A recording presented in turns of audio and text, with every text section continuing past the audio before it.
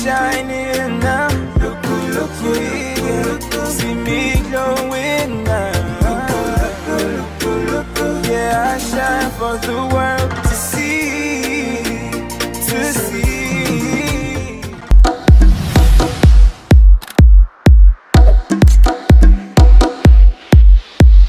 Là, je suis juste en train de préparer la perruque.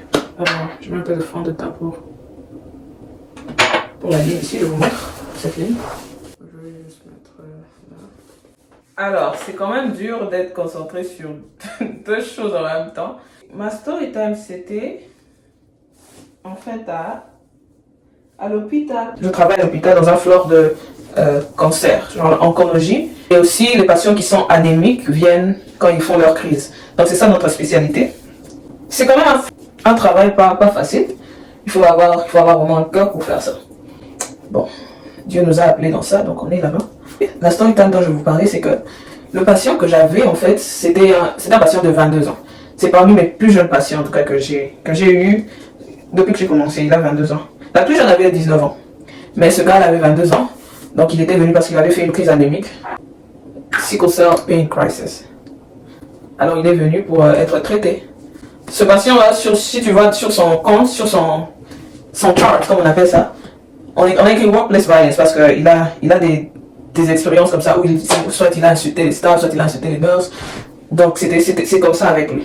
Donc c'est quelqu'un déjà on m'avait déjà warn, on m'a dit, ce gars ici, il a un peu des attitudes bizarres, alors il faut vraiment être ferme avec lui, il faut faire attention et tout. J'ai dit ok. C'était ma première fois de l'avoir ce jour-là. Alors on a commencé la journée. J'avais aussi, sans compter que j'avais aussi d'autres patients, donc il n'était pas le seul. J'ai essayé c'était maintenant son tour, j'ai donné les médicaments et tout. Et maintenant on arrive presque au milieu de la journée. Je crois j'avais déjà fini de donner les médicaments. Il me demande d'essuyer sa table. Bon. Sans compter que genre, il y a les nurses et les aides-soignants. Donc ceux qui aident les nurses avec des tâches comme celle-là, genre aider à faire la toilette du patient, des trucs comme ça, la nourriture, faire manger au cas où ils ont besoin. Donc il y a des aides-soignants qui s'occupent de ça. Alors, d'abord, je devais être en train de documenter, et c'est comme s'il m'avait interrompu. Alors, je prends le truc, je suis quand même pour lui sa table, parce qu'il avait aussi son bras droit qui le faisait très mal, au point où il n'arrivait pas à bouger. Donc, quand je l'ai vu, j'ai vu qu'il ne pouvait pas le faire de lui-même. Il pouvait le faire avec sa main gauche, bien sûr, mais déjà qu'il est problématique. Il me demande d'essuyer pour lui sa table, parce qu'il a bu le soda.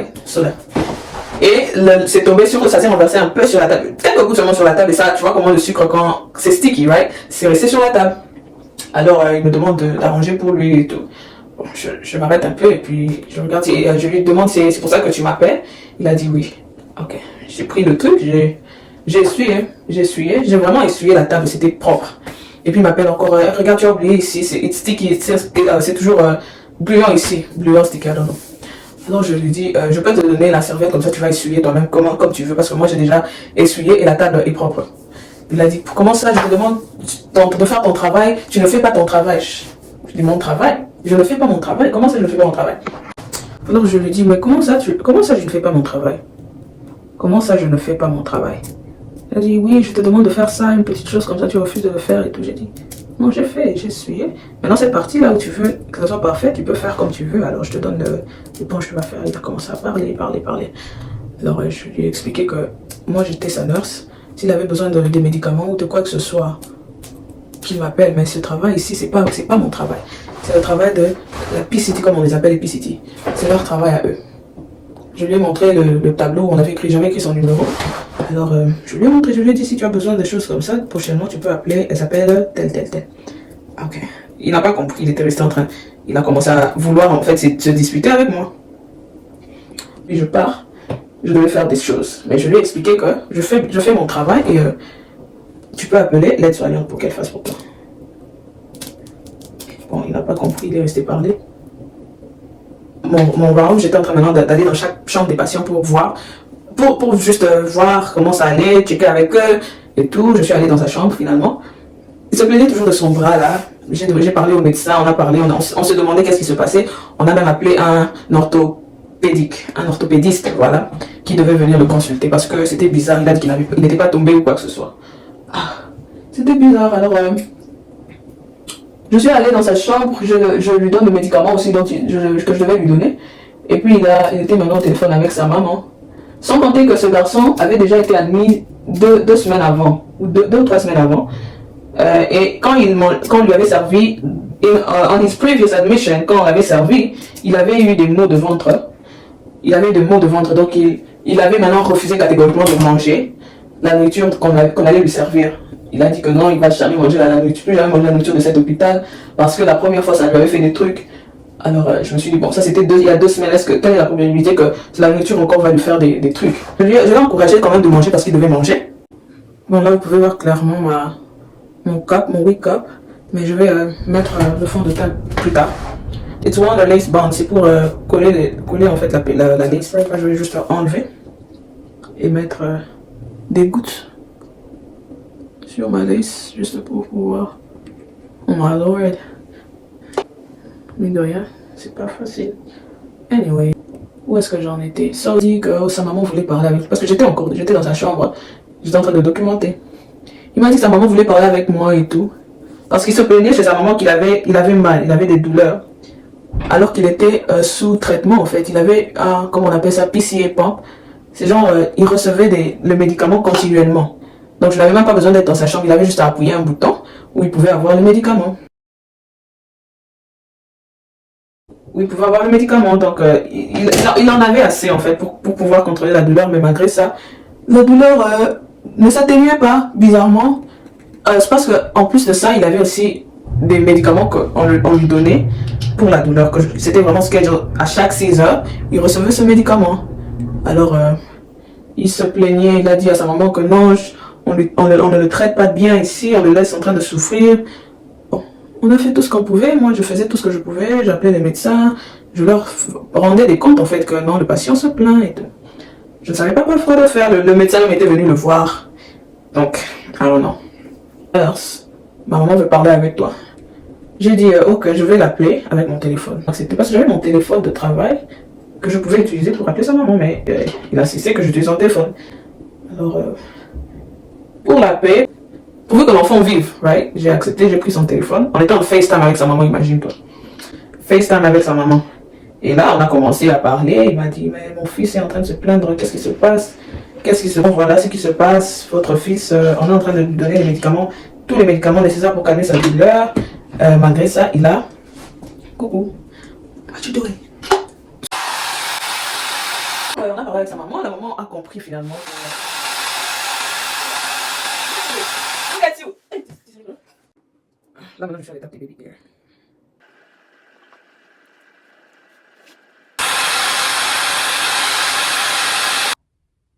Ma soeur m'a dit que le baby hair is giving moustache. Bon, on va voir un peu le résultat. Lâcher.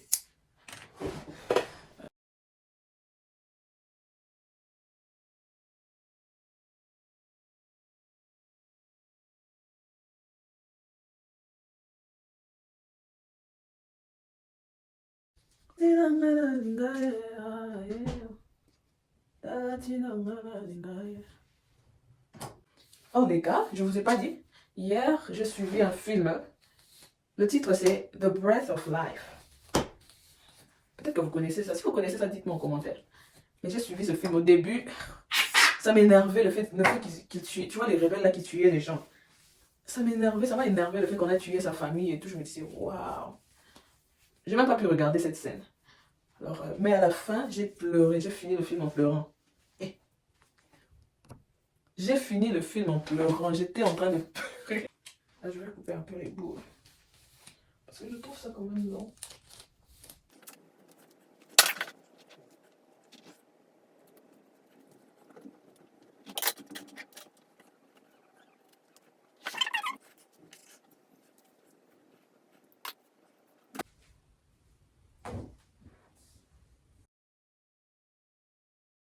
En vidéo call avec sa maman, je lui ai expliqué que non, le patient, il a tous les médicaments dont il a besoin pour manager sa douleur.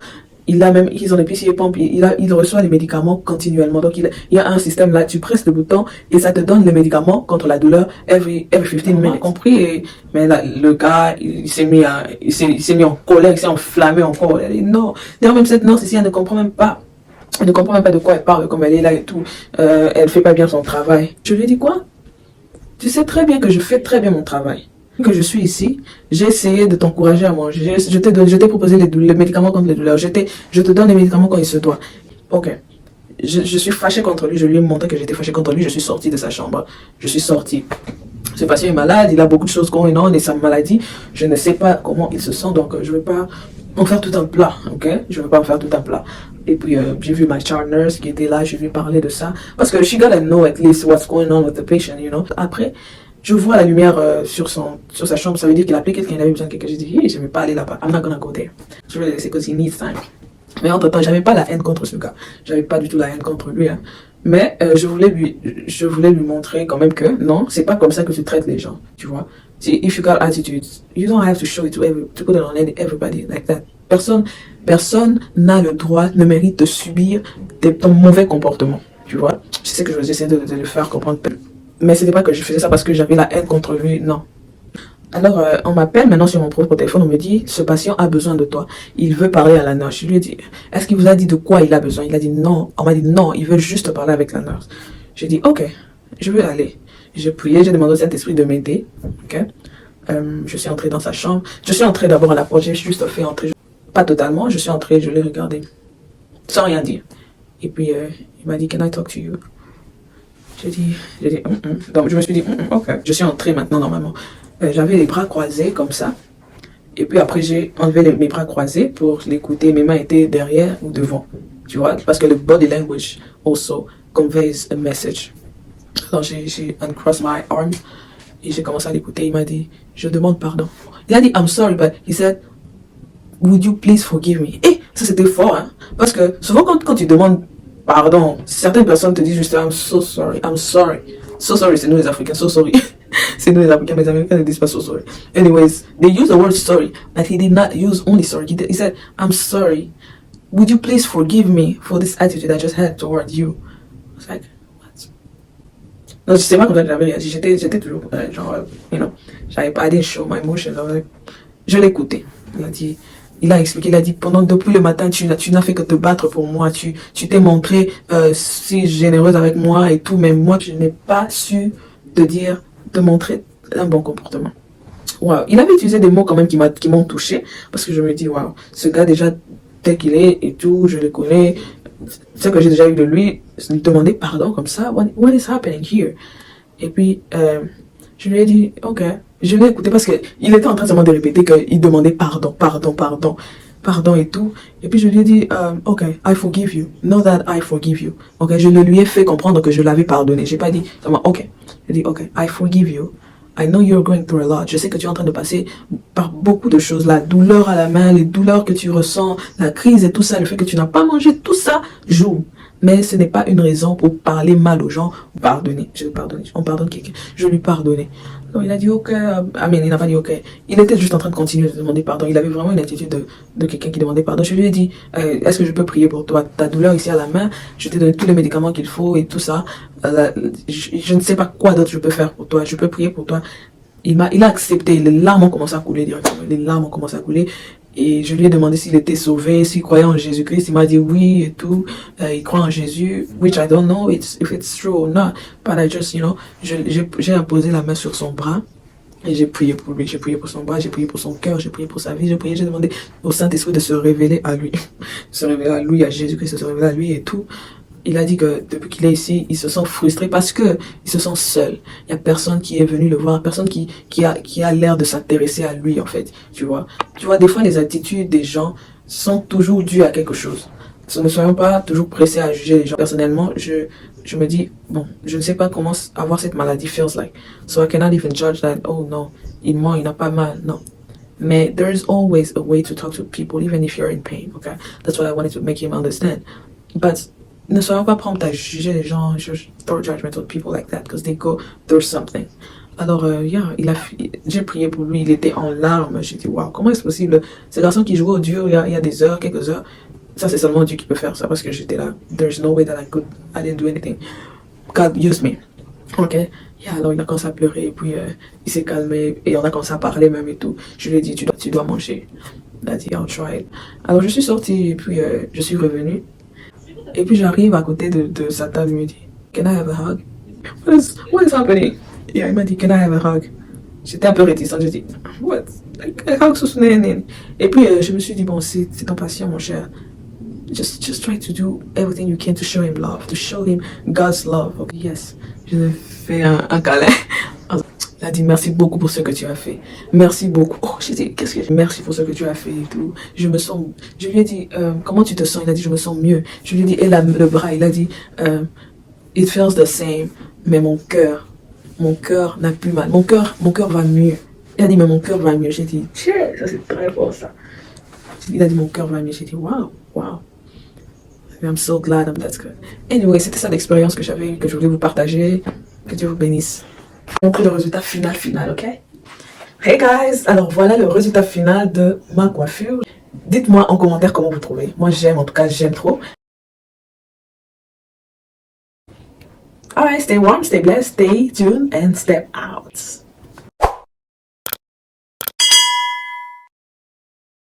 Thank you for loving me.